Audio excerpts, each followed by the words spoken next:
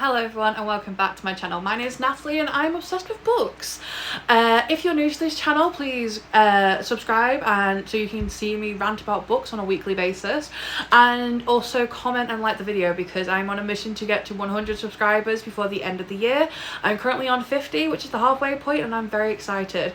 But yeah, no, let's get on to today's video. So my mum got paid on the 4th this month and then I got paid on the 12th. And when she got paid on the 4th, she gave me money, and then obviously I had my own money on the 12th. And I may or may not, I've gone slightly overboard on the book buying.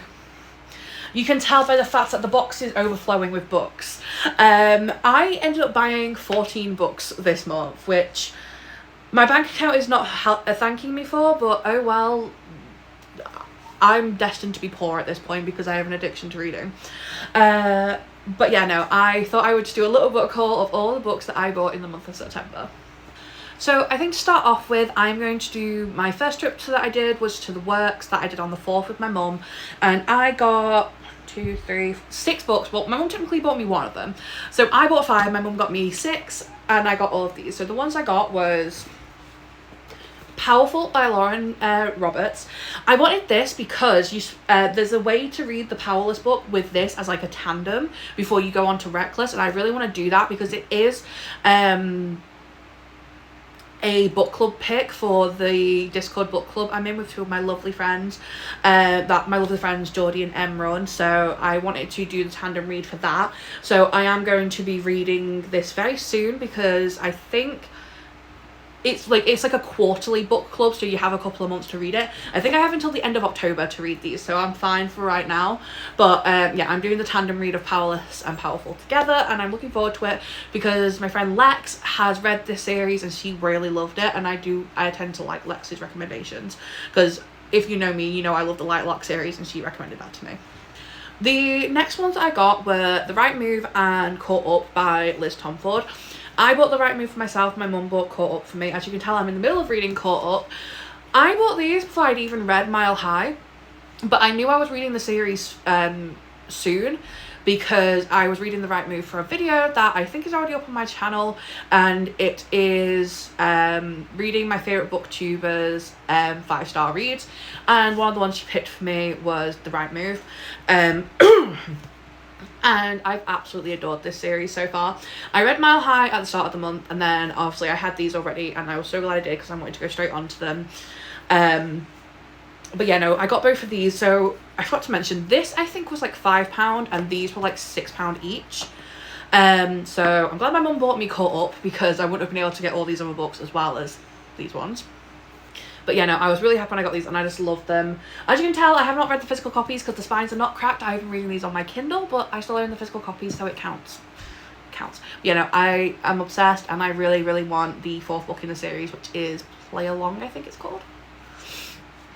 And then the final 3 I got was this series by Shane Rose. I'm not sure what the series is called, but I got the first 3 because book 4 just came out, which is Between Commitment and Betrayal, Between Love and Loathing, and Between Never and Forever.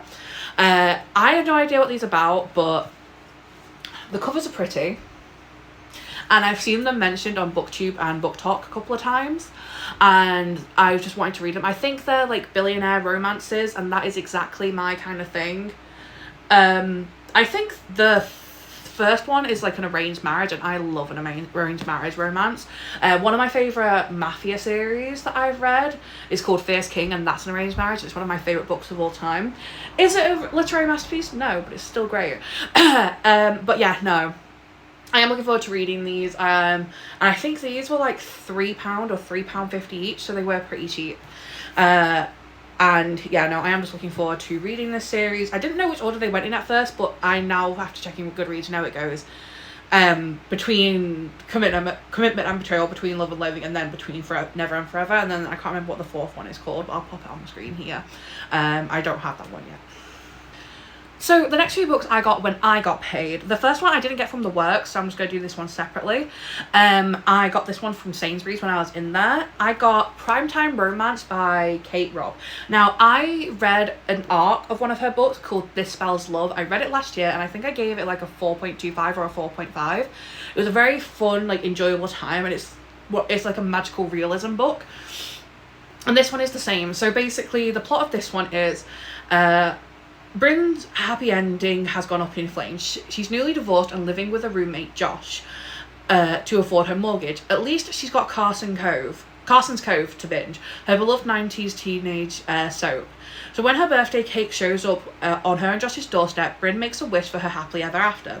The next morning, she doesn't wake up in her apartment. She's in Carson's Cove. And Josh is there too, except they're not Bryn and Josh, they're the sweetheart and the bad boy.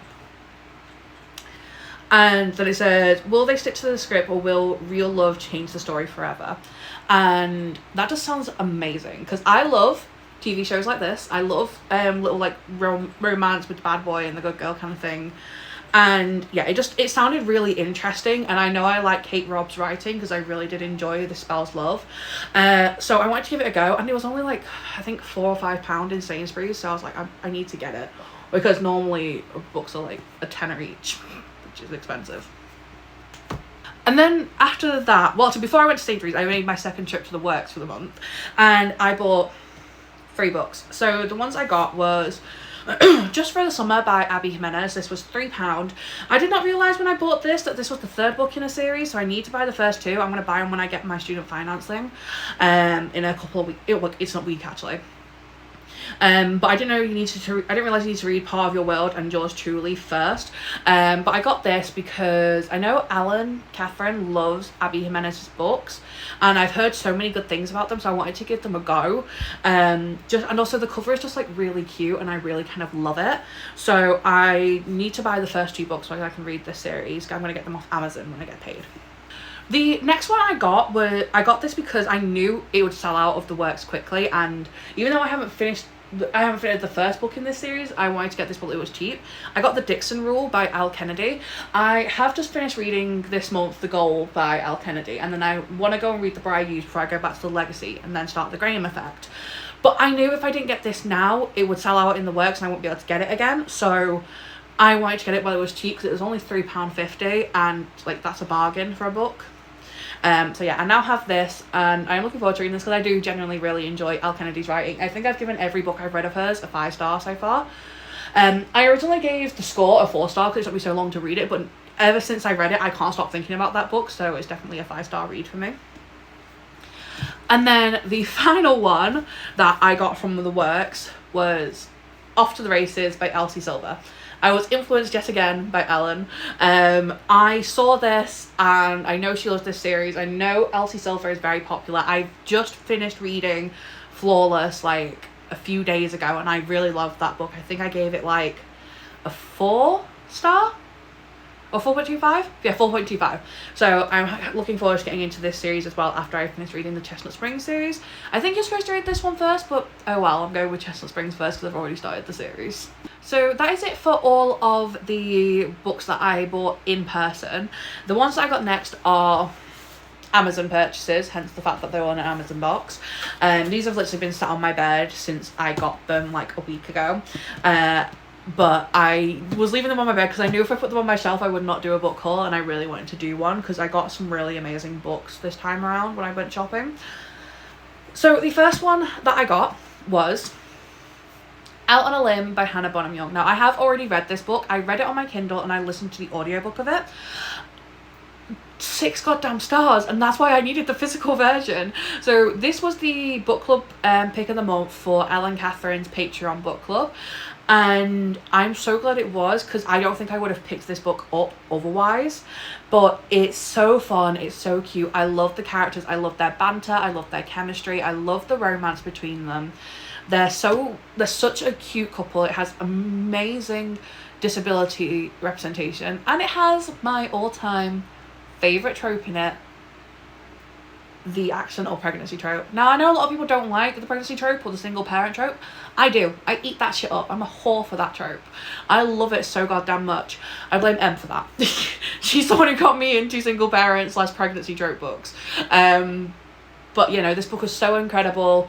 I absolutely loved it so much, and I just had to own the physical copy because I want to reread it already, even though I only read it at the start of this month.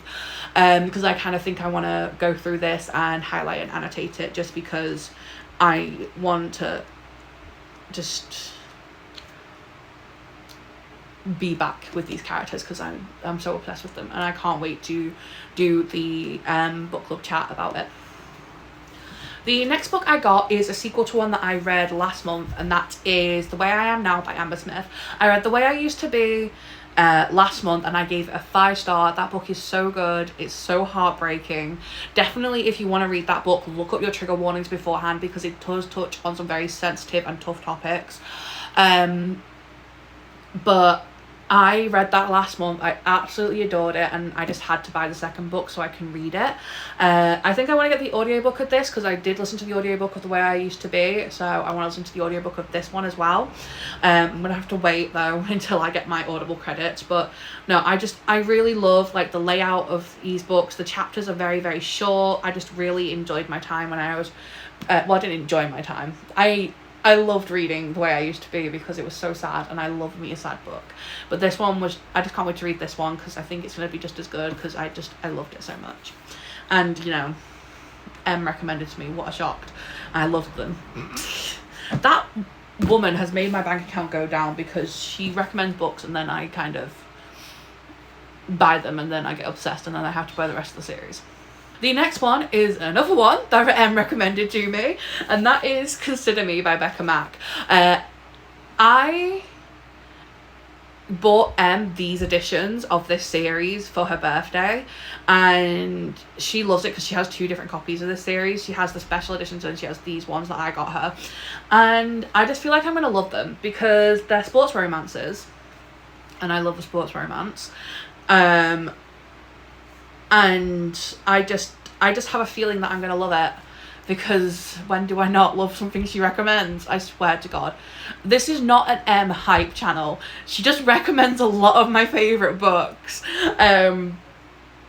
But yeah, no, I'm looking forward to this, and I just think the cover is so pretty. I love all the colours. These are like all my favourite colours, like pinks, blues and greens are such my favourite colours, and honestly that kind of drew me in anyway. But it's a sports romance. I love me a sports romance, and I am really, really looking forward to reading this series. I only got the first one just in case I don't like it. I know that's probably very unlikely, but you know, I'm trying to be smart. But I mean, I did buy The Right Move and Core before I even read Mile High, but you know, sometimes I'm smart, sometimes I'm not. The next one that I got, I've seen all over TikTok, and my friend Geordie also recommended this to me. And when it comes to recommendations, I always go to her and Em because I always have the best time with the books they recommend. And I got The Serpent and the Wings of Night by Carissa Broadbent. Geordie read this month and she absolutely adored it, and she said it was such a great book. And I think she's also got the arc for book 3 in this series. Yeah, she's got the arc for book 3 in this series. And I want to read more fantasy. I really got into a fantasy headspace this year, and this one, it sounded really good. I love the cover of it and everything, and I just want to read more fantasy books, and I think I will definitely enjoy this one, especially because I know Geordie's read it and I know she liked it, and I'm probably gonna like it as well. I swear this is not a hype channel for my friends. I just love my friends, okay, and I want to talk about them. So if they recommend me a book, I'm going to tell you they recommended it to me. But yeah, no, I am really looking forward to reading this. I'm going to probably read it soon, I think.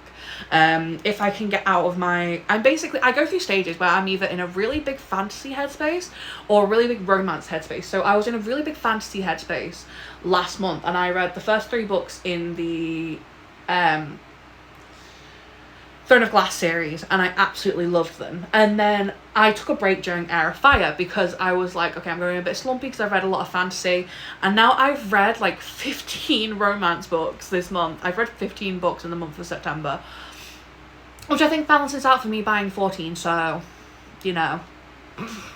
But anyway, no, I'm in such a romance headspace at the moment, but I'm hoping to get back into a fantasy one soon because it is getting to the fall autumn time, and that is definitely a fantasy time of year because it's like all cozy and stuff, and I feel like fantasy books just give autumn to me. So I really want to get back into reading more fantasy, and this is definitely going to be one that's on the top of my radar. And then the final one. Now, this is an indie published book, and when I ordered it, I did not expect it to be the size that it is. I ordered this because I saw a quote on Instagram Reels, and I've been wanting to read more sapphic romances because If you didn't know, I'm a lesbian, and I have not read a single, I think I've only read one sapphic romance book in like the last couple of years, and I really wanted to read more. And then I saw this one on my Instagram reels, and I started following the author, and it just made me want to read the book more and more. So it's called Beneath the Wildflower by Rosalind K. Jackson. Please tell me why this book is a freaking brick. Like, it's massive, but also the flop is immaculate. So I'm not complaining about that, because that is amazing, and like the writing is quite big and it's like very spaced out, and I'm very happy about that. I just did not expect the sheer size of this book when I got it, but I am really looking forward to reading this. It's a sapphic grumpy sunshine billionaire romance, and that is just exactly my kind of book. I love a grumpy sunshine, I love a billionaire romance, and then make it sapphic. It's just incredible. And the amount of quotes I've seen about this book on my Instagram, because I follow the author, it's just made me want to read it more and more, and I'm just really looking forward to it. So yeah, I picked it up, and I think, yes, it has a playlist in it. Let's have a look. Alec Benjamin, Taylor Swift, Little Mix, Conan Gray, Billie Eilish, Olivia Rodrigo. Yeah, perfect. Perfect. I also think it has a translations list in the front, because I think one of the characters speaks a different language. Let me have a look. Yeah, it has translations in the front as well. It's so good. So yeah, I'm really looking forward to reading this. It just sounds really, really good, and I'm just so excited right now. So that is it for today's video. I hope you guys enjoyed. Please like, comment and subscribe, and let me know what you thought of the video in the comments below. If you've read any of these books and if you enjoyed them, let me know as well. Obviously no spoilers, because I don't like spoilers. But yeah, no, I definitely went a little bit overboard this month, and I would say I'm going to go on a book buying ban, but we all know that's a lie, because I always say that and then I never do. But yeah, no, that is it. I hope you guys enjoyed, and I will catch you next time.